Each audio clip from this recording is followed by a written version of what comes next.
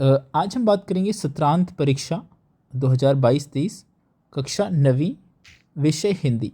ठीक है, ये हिंदी का क्वेश्चन पेपर है, तो चलिए शुरू करते हैं।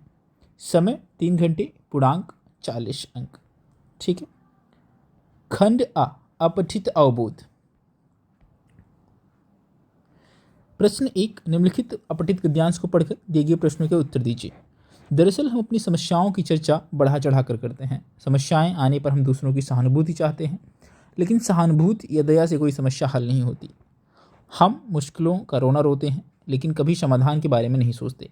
हम हथियार डालते हुए यह मान लेते हैं कि जैसे बड़ी भारी मुसीबत आ गई हो। दिन रात इसी मुसीबत के बारे में सोचते रहते हैं। समस्या दिलो दिमाग में पूरी तरह छा जाती है।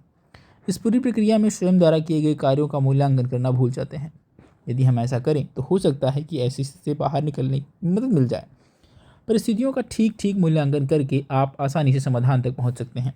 किसी भी समस्या का हल उसकी जड़ में होता है। यदि आप गलत नहीं हैं तो हताश से उबरने के लिए साहस से काम लीजिए।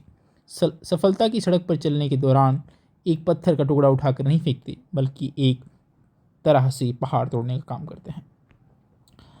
हम कब पहाड़ तोड़ने का काम करते हैं? सफलता की सड़क पर चढ़ते हुए। ठीक है, द करेक्ट आंसर इज का सेकेंड वन। ठीक है, सफलता की पहाड़ पर चढ़ते हुए। समाधान तक कैसे पहुंचा जा सकता है? परिस्थितियों का ठीक ठीक मूल्यांकन करके। तीसरा करेक्ट है खा का। समस्याएं आने पर हम क्या चाहते हैं? दूसरों की सहानुभूति, गा का दूसरा। समस्याओं का समाधान निकालने के लिए हमें क्या चाहिए? चौथा, परिस्थितियों का ठीक मूल्यांकन करना चाहिए। कथन और कारण।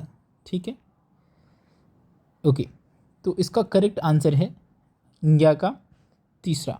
कथन आ सही है और कारण इसकी मुख्य व्याख्या करता है। आगे चलते हैं। अपठित पद्यांश को पढ़कर दिए गए प्रश्नों के उत्तर दीजिए।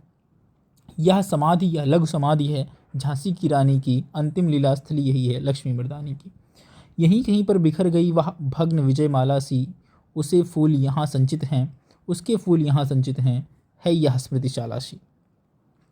सहे वार पर वार अंत तक लड़ी वीर बाला सी, अहोतिशी गिर चढ़ी चिता पर चमक उठी ज्वाला सी। बढ़ जाता है मान वीर का रण में बलि होने से, मूल्यवती होती है सोने की भस्म यथा सोने से। रानी से भी अधिक हमें यह समाधि है प्यारी, यहाँ निहित है सुंदरता की आशा की चिंगारी। और इससे भी सुंदर है समाधियाँ जग में हैं पाते, उनकी गाथा पर निशित चित्र जंतु ही गाते। पर कवियों की अमर गिरा में इसकी अमिट कहानी, स्नेह और श्रद्धा से गाती वीरों की बानी। झांसी की रानी लक्ष्मीबाई को मर्दानी क्यों कहा गया है? लक्ष्मीबाई उस समय के मर्दों के समान लड़ी थी। रानी की समाधि अब रानी से अधिक प्यारी क्यों है? रानी की समाधि में सुंदरता की आशा की चिंगारी विद्यमान है। रानी से भी ज़्यादा अब हमें क्या प्यारा है? रानी की समाधि। चौथा करेक्ट है, यहाँ पे भी आप गो थ्रू कर सकते हो। घा पर चलते हैं। वीर का मान कब बढ़ जाता है? युद्धभूमि में सर्वोच्च बलिदान देने से। इंग्या, यहाँ पर जो correct option that is third, कथन ए सही है और आर इसकी जो है रीजन, इसका जो कारण है, इसकी सही व्याख्या नहीं करता है। ठीक है, आगे चलते हैं। अथवा में क्वेश्चन है, जो निकलकर बादलों की गोद से थी अभी एक बूंद कुछ आगे बढ़ी, सोचने फिर यही जी में लगी, आह क्यों घर छोड़कर मैं यूं कड़ी। दैव मेरे भाग्य में क्या है बदा, मैं बचूंगी या मिलूंगी धूल में, जल उठूंगी गिर अंगार पर किसी, चू पड़ूंगी या कमल के फूल में। बह उठी उस काल एक ऐसी हवा, वह समंदर और आई अनमनी, एक सुंदर सीप का मुँह था खुला, वह उसी में जा पड़ी मोती बनी।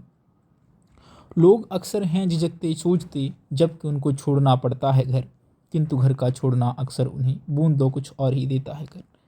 प्रस्तुत पंक्तियों में बूंद किस घर से निकलती है? बादल से निकलती है। बूंद की चिंता का विषय क्या है? व्यर्थ ही मैंने घर छोड़ा, फर्स्ट वन। कविता में बूंद के साथ किन लोगों की समानता दिखाई गई है? गा का सेकंड। ठीक है, जो घर से निकलते हुए भविष्य को लेकर चिंतित रहते हैं। ठीक है, जनरली ऐसा होता है लोगों के साथ कि घर से निकलते हुए भविष्य के लोग चिंतित रहते हैं, तो कहीं ना कहीं कवि ने ये बताया है कि घर से निकलने के बाद कहीं ना कहीं उसके साथ कुछ अच्छा सीखते हैं, कुछ अच्छा देखते हैं, कहीं ना कहीं उस जो चिंता है उससे बाहर हम निकल जाते हैं। उपर्युक्त काव्य पंक्तियों में कवि क्या संदेश देता है? घा का तीसरा, हमें सकारात्मकता के साथ घर से निकलना चाहिए। बिल्कुल। कारण अ रीजन को पढ़कर उपयुक्त जो है उत्तर चुनिए। करेक्ट आंसर है ज्ञा का पहला। कथन ए सही है और करण इसकी सही व्याख्या करता है। आगे चलते हैं। निम्नलिखित में से किन्हीं चार उपसर्ग प्रत्यय संबंधित प्रश्नों के उचित विकल्प का चयन कीजिए। आमरण में मूल शब्द है, मूल शब्द यहां पर है मरण। ठीक है। अभिशाप में कौन सा विकल्प उपसर्ग मूल शब्द में सही है? अभि प्लस शाप। ठीक है, फर्स्ट वन। गर्वीला में प्रत्यय है इला, तीसरा इसका करेक्ट है। प्रतिदिन में प्रयुक्त उपसर्ग है प्रति। वैज्ञानिक प्रत्यय है इक।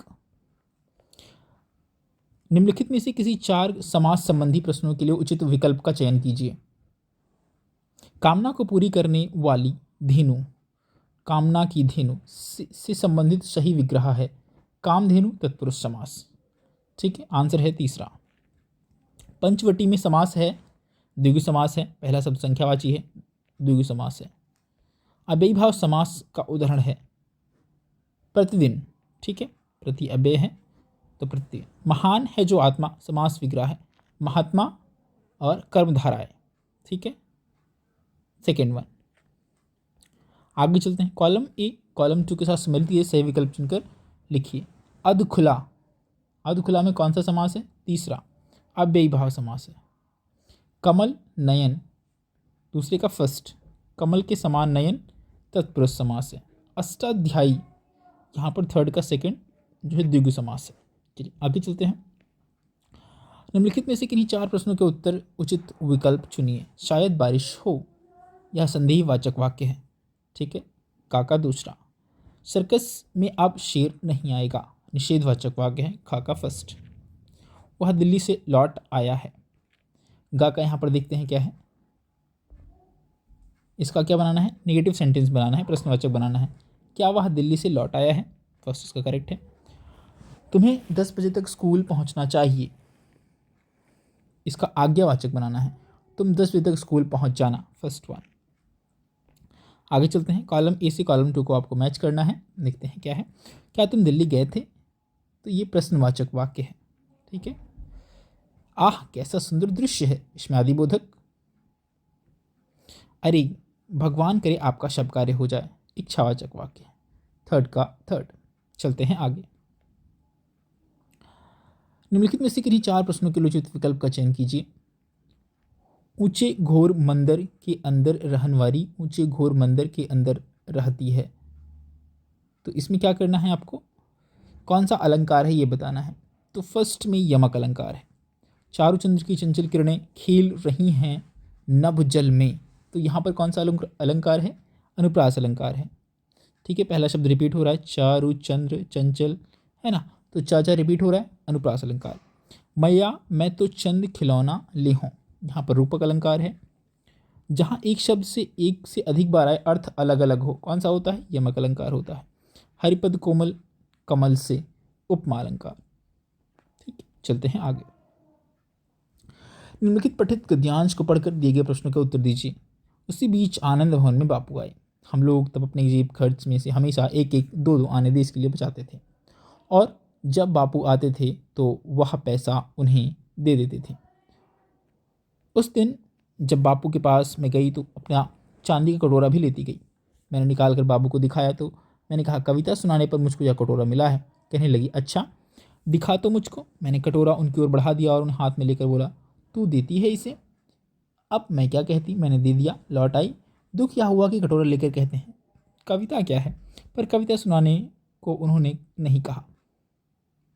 लौट कर जब मैंने सुभद्रा जी से कहा कि कटोरा तो चला गया, सुभद्रा जी ने कहा और जाओ दिखाने। फिर बोली, देखो भाई खीर तो तुमको बनानी होगी, अब मैं तुम्हें चाहे पीतल की कटोरी में खिलाऊं या फूल की कटोरे में। आनंद भवन में कौन आए थे? कौन आए थे? यस, बापू। ठीक, आगे चलते हैं। यस। लेखिका गांधी जी के पास क्या लेकर गई? चांदी का कटोरा। देश सेवा के लिए लेखिका उनकी सखियों ने कैसे योगदान दिया? जेब खर्च से पैसे बचाकर। उस समय देश का वातावरण कैसा था? देश गुलाम था। सुभद्रा जी ने लेखिका से क्या कहा? खीर खिलाने के लिए। ठीक है, सेकेंड वन। चलते हैं आगे। निम्नलिखित प्रश्नों को पढ़कर पूछे गए प्रश्नों के उचित विकल्प का चयन कीजिए। सालिम अली थे महान पक्षी विज्ञानी। फौजी चौकियों में किस देश के सैनिक रहते थे? चीनी सैनिक। ठीक है, fourth one is correct one. निम्नलिखित पठित पद्यांश को पढ़कर पूछे गए प्रश्नों के लिए उचित विकल्प का चयन कीजिए। तो फिर बचा ही क्या है इस दुनिया में? कितना भयानक होता अगर ऐसा होता। भयानक है, लेकिन इससे भी ज़्यादा यह कि सारी चीज़ें हस्ब मामूल हैं। पर दुनिया में हजारों सड़कों से गुजरते हुए बच्चे, बहुत छोटे छोटे बच्चे काम पर जा रहे हैं।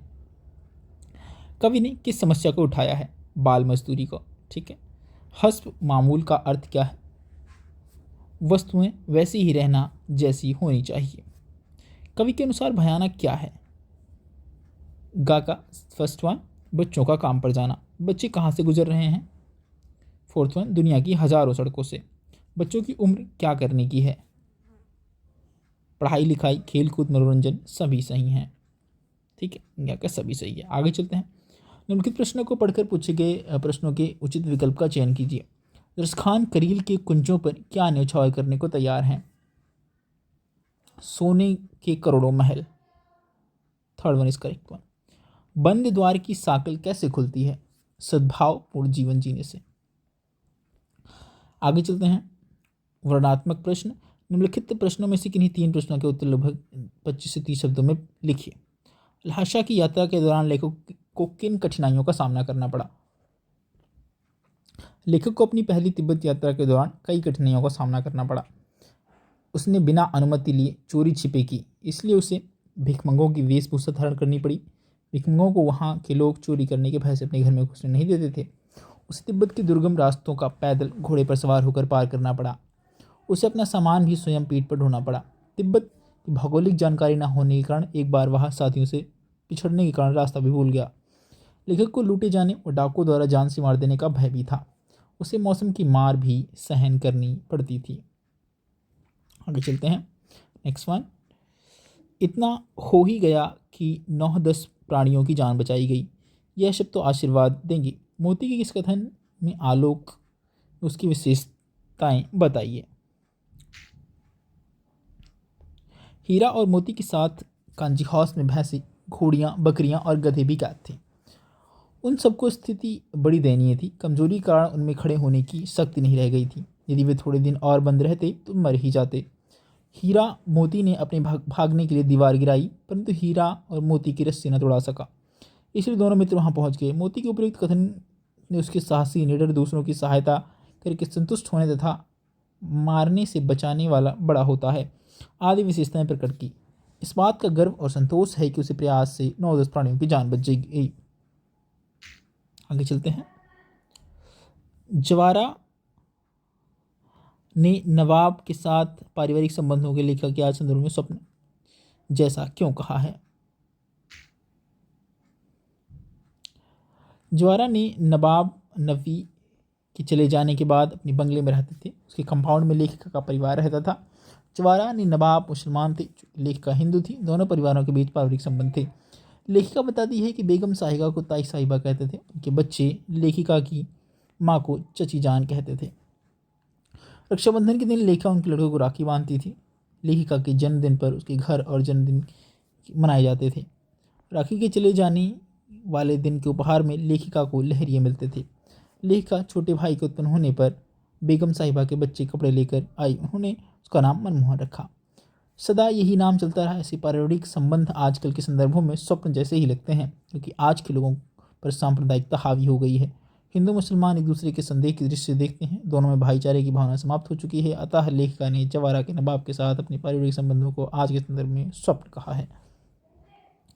आगे चलते हैं। Next question. किस घटना ने सालिम अली को जीवन को आसान में बदल दिया, उन्हें पक्षी प्रेमी बना दिया?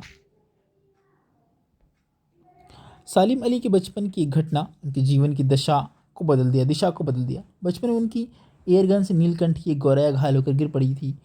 इससे उनके मन में पक्षियों के प्रति करुणाभाव प्रेम उत्पन्न हो गया। इस घटना से प्रभावित होकर वे जीवन भर पक्षियों के संबंध में जानकारी एकत्र करते रहे और उनके संरक्षण में लगे रहे। ठीक है, ओके। प्रश्न संख्या 12, इनमें से आपको किन्हीं 3 प्रश्नों के उत्तर देने हैं 25 से 30 शब्दों में। ठीक है, जब टटोली कौड़ी ना पाई, पंक्ति का भाव व कविता के आधार पर बताइए। किसी भी व्यक्ति की पहचान उसके कुल से होती है या कर्मों से तर्क सहित उत्तर दीजिए। कैदी और कोकिला कवि से कोयल से ईर्ष्या क्यों हो रही थी? बच्चे काम पर जा रहे हैं, कविता का उद्देश्य क्या है? ठीक है, प्रश्न के उत्तर देखते हैं। प्रश्न 12 कि ये सभी आंसर्स हैं यहाँ पर। ठीक है, आप इनको स्वयं गो थ्रू करेंगे। ओके, चलिए नाउ क्वेश्चन नंबर 13। ओके, हाँ ये 7 डला है, यहाँ 13 होना चाहिए। निम्नलिखित प्रश्नों में से किन्हीं 2 प्रश्नों के उत्तर 50 से 60 शब्दों में दीजिए। रीढ़ की हड्डी एकांकी माध्यम से लेखक समाज में किस तरह के परिवर्तन की आशा करता है?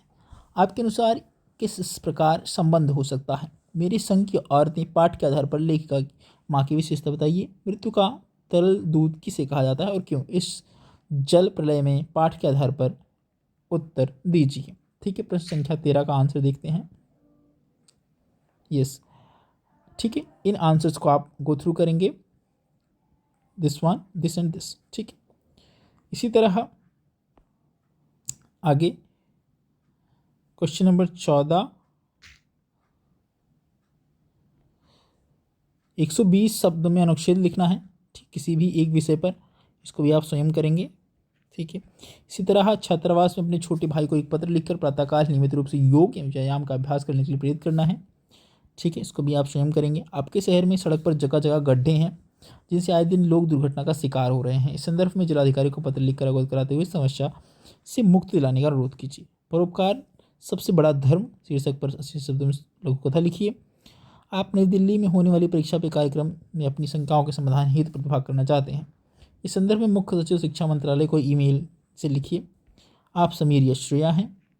आजकल के विद्यार्थी पढ़ाई से ज़्यादा मोबाइल फ़ोन पर होने के विषय में पर चिंता व्यक्त करते हुए अध्यापक से हुई बातचीत को लगभग 60 शब्दों में संवाद के रूप में लिखिए। आपके विद्यालय में मैके से तबला वादन का कार्यक्रम आयोजित किया जा रहा है। प्राचार्य की ओर से सभी विद्यार्थियों एवं शिक्षकों को इस कार्यक्रम में सम्मिलित होने के लिए 80 शब्दों में सूचना तैयार कीजिए। ठीक है, तो ये कक्षा 9th का वार्षिक परीक्षा विषय हिंदी का पेपर था। It's enough for this one. Thank you.